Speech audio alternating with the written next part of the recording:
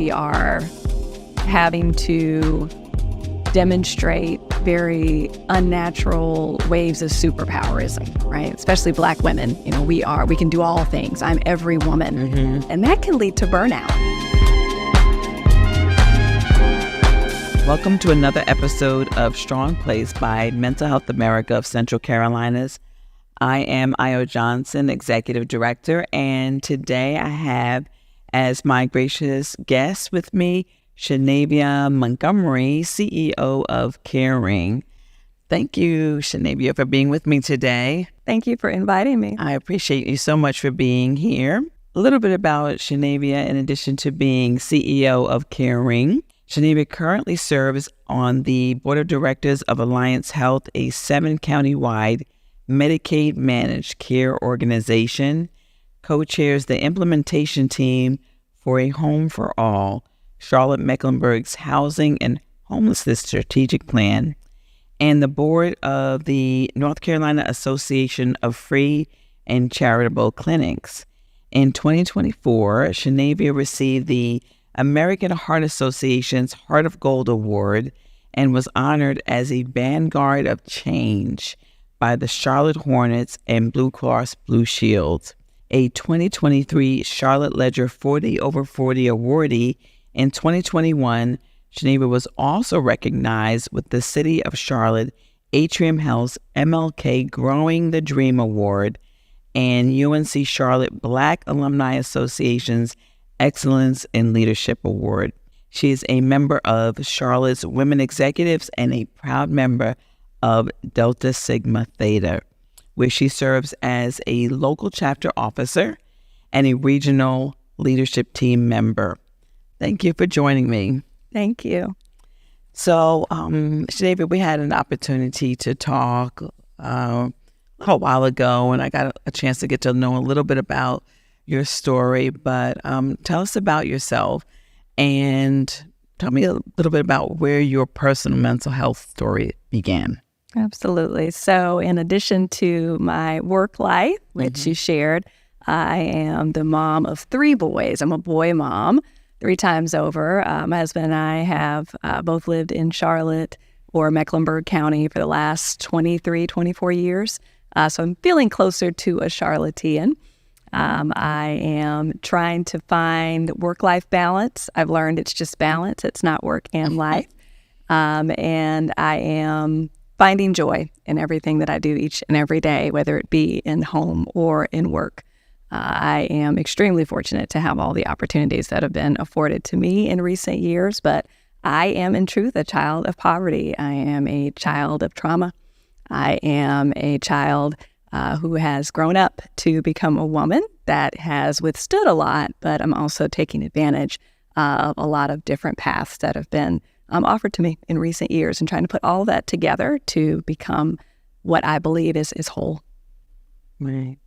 So you've stepped into the role of CEO about 3 years ago, a little over 3 years ago, right, at Caring. Yes. What, were you always in executive roles, or is this your first one? Like, tell me what that transition has been like and the kind of how your career has started to shape your thoughts on leadership. Yes, so I have definitely not had the straight line path. I've had the squiggly line path that you see career-wise. I was a very young mother. I became pregnant at 14 with my oldest son, and that started my journey into the world of health and human services. So I have been a beneficiary of just about every service that's available to folks that are trying to overcome economical hardships. And that taught me how the system works. And that launched me into a place where not only was I receiving services, I began to volunteer and return some of what had been invested into me. That led to my first case management job as I was completing school. I had a 10-year non-traditional journey to get through college, one course or one semester at a time. Over the course of those 10 years, and eventually got my undergrad and then my graduate degree in social work. And that social work perspective, or what social workers do, I was introduced to that as a teen. So that's just really helped me to embrace empathy and compassion for others and wanting to give back what had been given to me. You know, that Maya Angelou quote that people won't remember what you did or what you said, but people will always remember how you made them feel. And that has been my goal in life, whether it's as an executive or as a direct service provider, to make sure that I am making people feel their best, that I am trying to pull out of them that internal strength that we all have within us. And how do you bring that to a place where you can utilize it each and every day and be your best self? I have not been in executive roles long, maybe 10 years. I had a wonderful nearly 10-year stint at Atrium Health. I learned a lot there about just corporate business and how to navigate through some different paths that have led me here back into the community. So I'm bringing all of that back to an area of service that is in need of that level of professionalism. And I think it's benefited organizations that I've had the ability to serve within and been able to leave things hopefully better than where I found them. And here at Caring, that has been even more so in that I have a wonderful team that I've been able to grow, and we are thriving today and providing services to nearly 8,000 people in Mecklenburg County who are either underserved or uninsured. It sounds like a lot of what you went through as a child, as a teenager, shaped your approach on and the type of work that you did. I think the same for me. Just growing up with different childhood experiences, I think led me into the nonprofit arena. Did you always see yourself working in nonprofit? Like, did you have like career dreams as a young person? Yes, I wanted to be a pediatrician as a young child. And you're right, those adverse childhood experiences, I have a very high ACE score. And having that ACE score, I believe, gives me a different lens from which I'm able to look at the system that I'm trying to help repair and reshape. So as we're trying to help people heal, we also have a system that needs to heal from a lot of historical and contemporary injustices and trauma that are unfortunately still present with people that are marginalized or in disparate populations. But yes, I did not think I saw myself in a human services field, definitely not social work. I didn't really know what social work was. I remember my first social worker that did come to my home for a home visit after the authorities had learned that I was pregnant at 14. Questions are always asked. My oldest child's father, we were both children. We were both 14 at the time, so very innocent. But people ask questions, and I remember just feeling very like there were lights and being very just analyzed. And then the social worker came, and things were different with her. She listened. She asked very thoughtful questions. She normalized how I was feeling. She let me know that everything was okay. And she gave me a sense of hope. And that was something I had not felt in many, many months since the discovery. Very conservative family. So lots of, unfortunate unravelings after that time.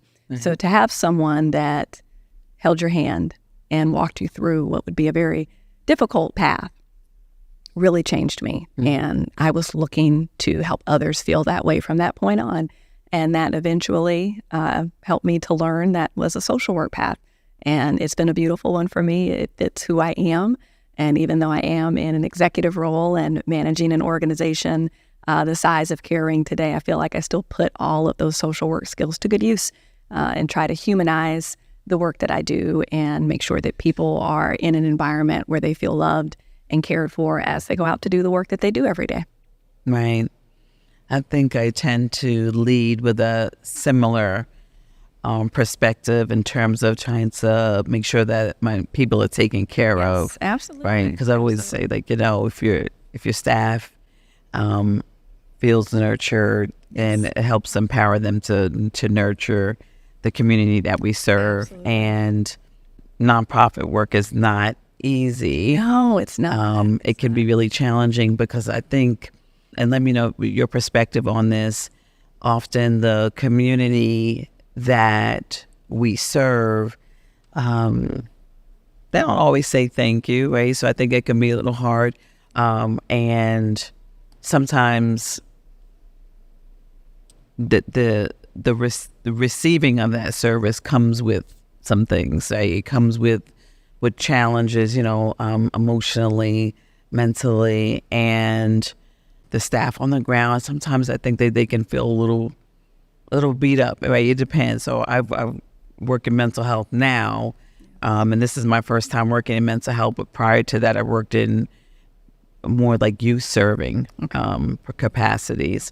And a lot of times the kids, the parents, they were hard on my staff. It is. Right. Yeah. As you take all of that on, you bring your work home with you. Right. It's impossible not to in human services. If you're an empathetic person, you're absorbing. Right. As a therapist, I was always taught to lean back, don't lean in when you're working with someone, because you want to, receive the feedback and the challenges and the emotions that they're bringing with them, but you don't want to absorb that yourself, right? You want to be able to return what they need, which is listening, which is normalizing, which is acknowledgement. But sometimes you can go home feeling a little heavy when you're working with people every day. So, we've got to take care of ourselves. Self-care is important. Human service workers tend to be the worst at that. We preach it all the time, and we encourage people to do it, but don't do it. We are the worst at it. So, we're learning. I have a very close friend that's out in California. She is a social worker as well and a licensed therapist, and she has started a whole movement called Self-Care AF. Because she wants you to practice self-care as a human service worker. We have a unique way of going about doing that. But whatever works for you, if you've got to make sure that you are at your best and you put your mask on first. Right. I'm glad that you said that. About every time I'm on a flight, I always think about that, utilizing that thing about putting that mask on first, and how we absolutely have to do that. When we spoke before, and then even today, you always talk about joy. What's your thoughts on how we get our community, especially I think Black women in the community, because we tend to be the glue, how do we focus and prioritize joy? That's a tough one, because we've overcome so much as a people. And I think our society's created this false narrative about our resilience and how deep it goes beyond our skin. And we are trying to manage what's being called now as post-traumatic slave syndrome. We are having to demonstrate very unnatural waves of superpowerism, right? Especially Black women. We can do all things. I'm every woman. And that can lead to burnout. Resilience, and I fight that word a lot. Resilience, don't always agree with it. Resilience is bouncing back from adversity and overcoming things. And I don't feel that's always a fair portrayal of who we are as a people. I like to use the word fortitude instead. Fortitude comes from a place of strength. It comes from a place of courage. It comes from us being passionate and thrusting forward.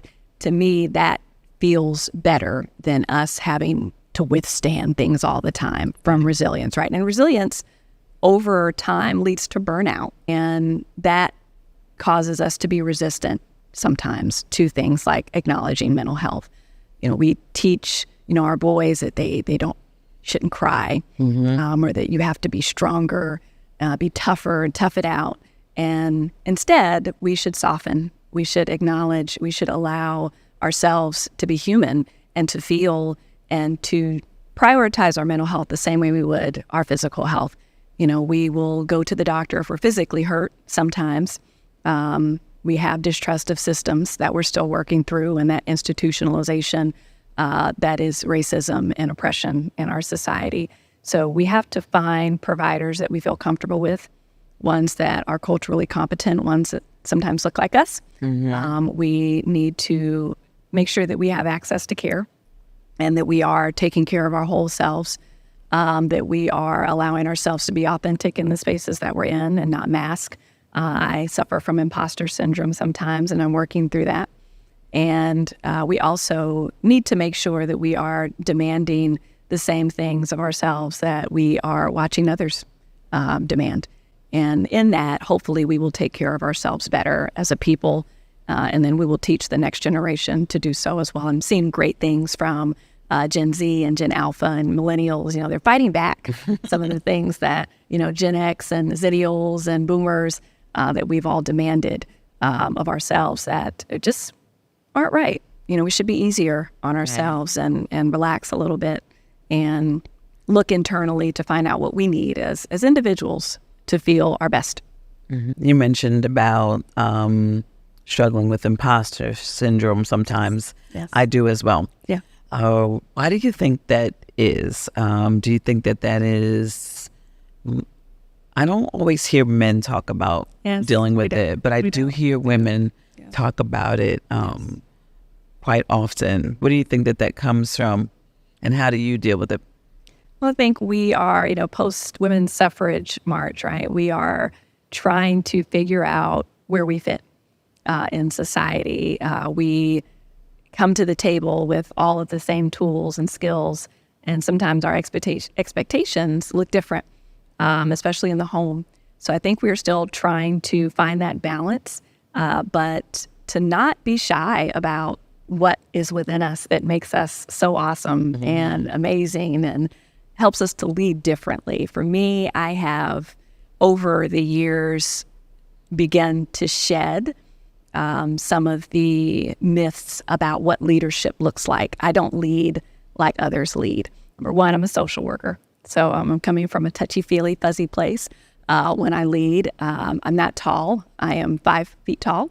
I am not white. I am not a male. I am extroverted. Most CEOs are tall, white, male introverts, right? And when we see these Fortune 500 companies, you have this picture of what leadership looks like. And that's not me. I am the exact opposite, but I still get results. I supersede the results of others at times. And I have just begun to be myself. I have stopped suppressing as much about how I feel or stopped looking to others to give me a model of how I should be. But it is hard because I still walk in rooms where I don't look like anyone that's there. I am fundraising. Fundraising has been a very different experience for me over the last 3 years, but I am learning to lead with my story and with my experiences, to relax and be free to tell that story and not feel as though I have to mask anymore. I just have to be authentic and be me, and either you like it or you don't. So far, so good. People seem to be okay with it, and I've been able to find success. And then there are things that I'm not going to do well, to acknowledge that and not force myself to be anything that I am not. I've got an outstanding leadership team, and all the way from people that are executives to people that are boots on the ground and working and providing direct services and holding people's hands every day. Be your best. Be you. What do you like to do? What do you not like to do? And to own that and to live within that space comfortably and to give people permission to do that. That's my job as a leader, to create that space and that culture where people don't feel like they have to be imposters. Just show up and be you. Be the same person you are at home, at work. It sounds like you have been I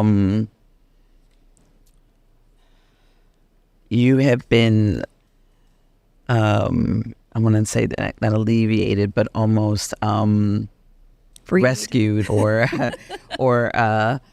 you don't lean into code switching, or you don't feel like you need to. You have basically liberated yourself. That was the word I was looking for. Liberated yourself from having to code switch, and you're super comfortable just showing up as yourself. Kind of a middle ground, right? I think we still have what should be a professional space, right? I think I've found a nice middle ground where I don't feel that ball of anxiety anymore, or trying to be like the person that's sitting next to me. I can be me. I could be Tchernavia, and that's it. Tchernavia doesn't have to be left or right or forward or backwards or up or down. I'm just going to be in the space that I'm in. And every space that I'm in may call for me to shift and adapt a little bit. I think that's where some of that childhood, those experiences have created within me an ability to transition as I need to. I as a leader, I need to be flexible. I need to be able to adapt to different scenarios and different environments that I'm in for what's being called for, what I need to be. But I can still be me and do that. I can have a conversation with anyone. That's part of that extroversion. And my Clifton Strengths Finders, my number one strength is woo, winning others over. I have a knack for finding out how to connect with you quickly and then figuring out how we can then work together to achieve a shared vision or a common goal. I do that very quickly. I like to butterfly in the room. I'm not going to stick with one person. I love people. I love to engage. And because of that, I think that allows me to just naturally be me. I like to ask questions. I like to dive in. I want to learn more, very wide-eyed and eager to figure out what makes you tick. But that, to me, that's authentic me. That's not masking. That is who I am. And I've stopped apologizing for that. I'm just going to show up. And you get what you get. Don't get upset. No, that's okay. That's okay. One of the things that I find myself really passionate and wanting to lean into as I took over this role is Black men's mental health. Yes. So I know that you have, I think, maybe some experience on the maternal healthcare side. What's your thoughts on how we incorporate the two, how we care for women, but also make sure that we care for our men? Absolutely. So I think studies have shown that Black people in general are 20% more likely to endure severe mental health issues, and that is due to poverty and more exposure to violence and access to care issues that we experience, cultural, not being able to find a doctor or a provider that looks like you. I think those issues, they are threaded across us as a people. I think for Black men, very similar to Black women, there's this stigma around mental health, and it does create this wall of resistance to services sometimes. I think we have to normalize taking care of your mind and your spirit and your emotions in the same way that we do our physical health, and to prioritize that and not put it aside as something that, oh, I can deal with that later, or I'll deal with it in an unhealthy way. Sometimes we cope in unhealthy ways and we'll engage in activities or behaviors that temporarily allow us to cope with the issue. But in a long-term basis, it's not healthy. So we need our village, our entire village. Unfortunately, the Black family has endured a lot of changes and shifts, and it doesn't look like it looked generations ago. I don't know what our new makeup could be, because we are coming from our ancestral homes, and we've been separated, and we've been torn apart, and we've been positioned in ways that I don't believe are conducive to who we need to be today. So I'm hoping that we are working towards recreating those villages for what it needs to be for our future generations. And that includes Black men. That includes our uncles and our cousins and our fathers and our grandfathers. And, we'll bring anybody in. We will love, and that's my cousin. It's not really your cousin, right, but it's your cousin. And we will, take care of people. And that is who we are. We're nurturers. We do all things. And for Black men, I want them to know that they're loved, that they're appreciated, that they're cherished, that we need them. We need them in our family dynamic, whatever that might look like. Every family will look different. And I need them to understand that and to know that. So I think acknowledging that and saying it, giving men their flowers. Men want flowers too. Right. Giving them their flowers and acknowledging the contributions that they make. And that part of those contributions includes taking care of themselves so that they can now take care of our future generation of Black men. My husband is a scout leader, a new scout leader, Boy Scouts. in the last year and a half or so, and I've really appreciated seeing him being in those environments with those Black males and those men, those young men that are shaping out to be our future. But it's been beautiful to watch that, and it's kind of ceremonial, and it's authentic to watch them, and just the impact that it's had on my younger two. So I think we owe it to them to acknowledge them and to make sure that they understand they are within our fold. Excellent. So one of the reasons why I named this podcast Strong Place is because I want to reclaim the word strong. I think that it is become almost like this bad word, or, kind of like related to suffering or pain or struggle. There's this thing now where, especially with, I think, amongst Black women, it's like, we don't want to be the strong woman anymore. We want to live that soft life. You know what I mean? Anybody wants to live in their soft life era.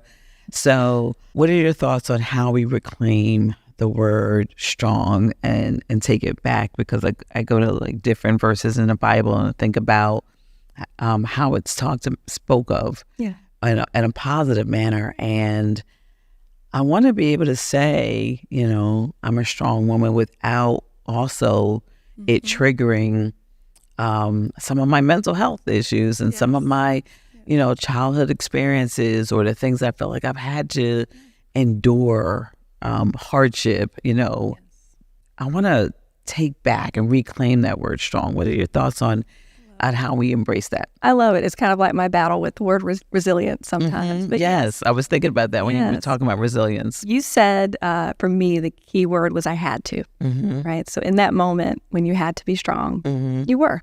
And then there are moments where we also should be able to let go and be free. We are vessels, right? Coming back to, biblical terms, we are vessels, and we hold a lot.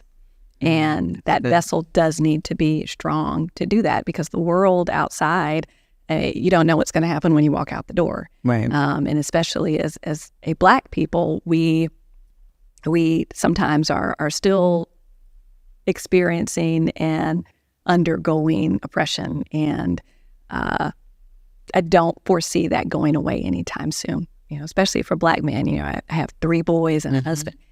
I hate it when my husband has to leave the house at night. If it's gotten dark, he knows do you have to go? Because that natural fear in me, you have to talk to, the boys about what to do if a police officer stops us. Right. At young ages, or how to act when we go in the store. Don't touch nothing, don't ask for nothing. You need to watch me. I need to be able to communicate with you with my eyes only as to what we are doing and what we are not doing. So we have had to be strong. We have had to develop thicker skin. But we're still human. We're all flesh on the inside. You peel back the skin, we all look the same on the inside. Absolutely. So as we go about enduring everything that the world is throwing at us on a daily basis, I do think it's important that we learn how to empty that vessel a little bit so that we're not carrying as much as the world expects us to. When I was doing therapy earlier in my social work career, talked about having like an emotional bank account. And every day I start with a full bank account. I am intending to wake up optimistic and positive and look forward to my day. But as I go about the day, people are taking and making withdrawals from that bank account all day. All day. And so my goal is to encounter people and experiences and to be light on myself to where I'm now allowing myself to deposit into that account. So I don't give a lot of time to especially draining people or especially draining experiences. I'll say stop because I've poured enough into you and now I'm feeling a little low. So I want someone to pour into me and to allow that to happen, to demand that happen, and to stop enduring things unnecessarily. I think that comes with age. But I also think, again, it's a generational thing. I see younger people coming into the workplace saying, no, I want to negotiate for more PTO. Okay, take care of yourself. I'd like to get off earlier on a Friday, or I have a therapy appointment and I need to take a mental health day. I want people to claim what they are rightfully deserving of. And I think being strong, that word varies from person to person. Mm-hmm. What do you need to feel healthier? And at what point does strong become weak? Are you being too strong? Are you carrying too much? But that's an internal examination, and I hope people feel comfortable enough to go out and get that help, that professional help, to be able to walk through that journey and that path for each person. Right. You talked about being a boy mom. Yes.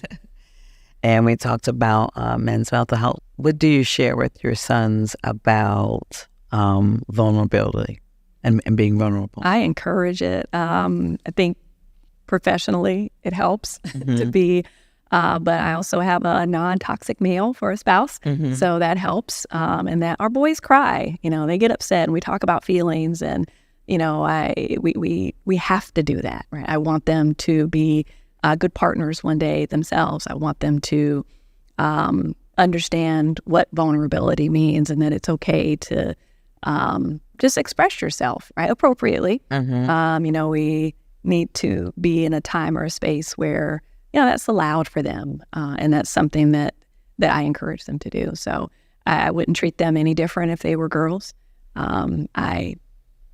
Be yourself. How are you feeling? Well, we may need to get to the behavior part, but how are you feeling? Right. What do you need in order for you to feel better? And acknowledging certain words and terms, and not shying away from it. So just treating them like they're humans. I want them to grow up to be healthy. And so that starts with me. What do you do for self-care? I mean, being a boy mom, wife, running an organization, caring for your staff. You mentioned therapists don't always practice what they preach. Absolutely. Right. So what have you begun to do to take care of Tchernavia? I am learning how to do that. I have not become great at that yet. I spent so much time in my young adulthood, going to school. I was a single mom. My husband and I, we married later. We got married at 28. But before then, I was very focused on achieving, professionally and academically, and taking care of my child. And so there was no room for self-care. And then, after marriage, we had 2 more children.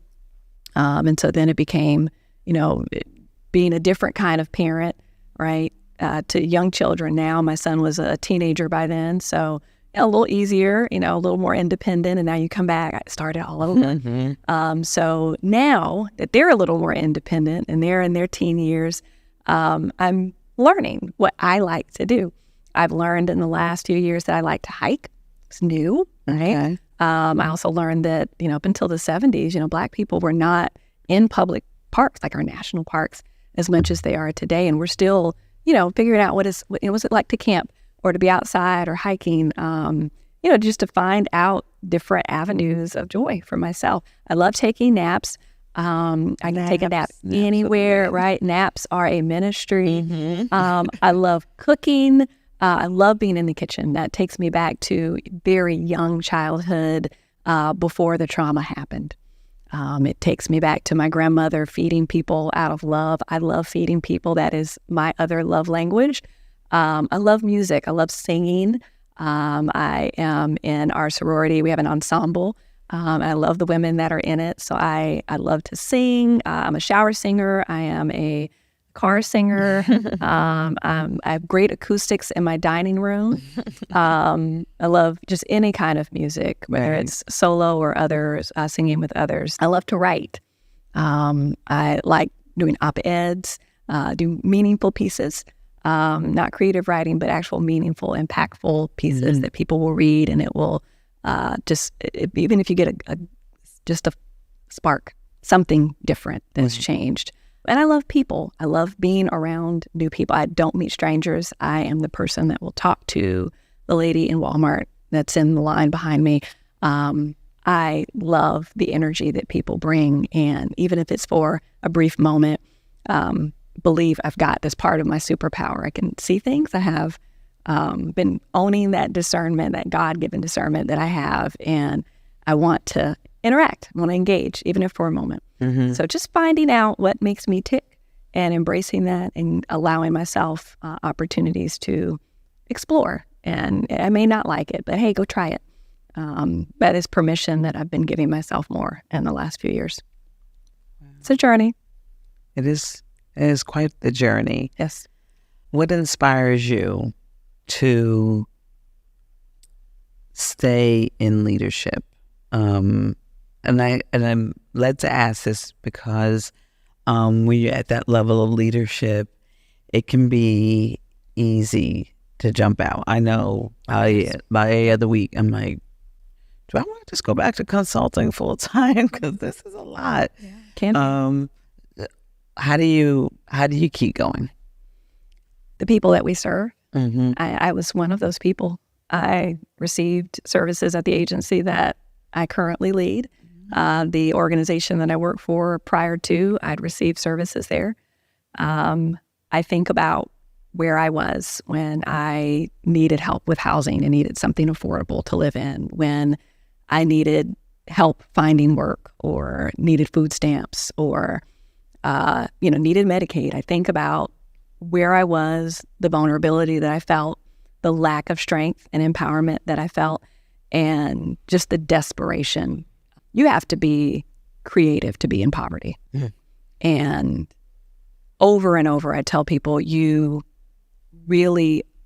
have to treat people how we want to be treated. Right. So for me, that means creating or helping to recreate and shape a system that can be broken at times. It can be very difficult to navigate. And using my intuition, using my experiences, using my learned skills and knowledge, using others, because I don't do anything alone, using all of that to help reshape things in a way that helps propel people to where they deserve to be. We are all deserving of a life that is full of joy, a life that allows us to have a healthy well-being, quality of life, and we have to help people get there. Some people are not in the position to be able to help themselves at times, and we shouldn't do things to people or for them. We need to do things with people and alongside them, and then let them lead. They know best. It's their life. They're the experts.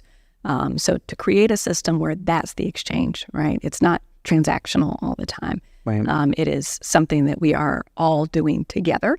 And that's how we end up with a community where people feel valued and they feel worthy and they are in a position to then give more to the next generation. I am able to give more to my children because the system worked for me. I had to, bob and weave at times. Right. But at the end of the day, the system worked for me. And now I am contributing more to society, and my children will be able to give more to their children. And so we are now on a different path. My husband, he's a third generation college student, so his family looks very different than what my family looks like. But we have together a household where I've got this lived experience in a different world, right, and he has his experience, and we're able to smush that together. And I think we're able to give our children a very dynamic experience. But everyone may not have that. So we have to figure out where people are. We have to move towards them to where they're in a position to now, we have a better give and take. But it is very much about just navigating. I don't want to give up. I don't know where my next leadership path will take me. I'm going to just allow it to be what it'll be. But in the meantime, I'm really, my heels are in deep and I'm 10 toes down with the work that I'm doing. And I wouldn't see it any other way. But I've got to give. Right. I can relate to what you said about, the people that we serve and interesting enough about leading the organization that you used to get services from. Yes. I remember, I think my kids were in middle school, maybe late middle school. No, high school. I think they were just hitting high school. And I was working for another nonprofit in New Jersey.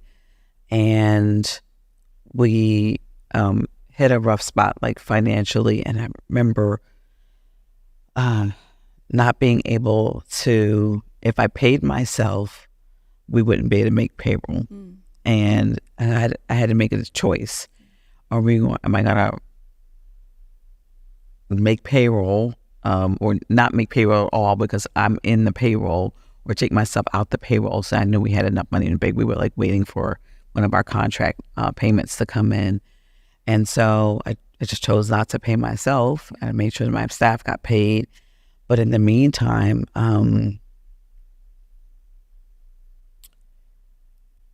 we didn't have food.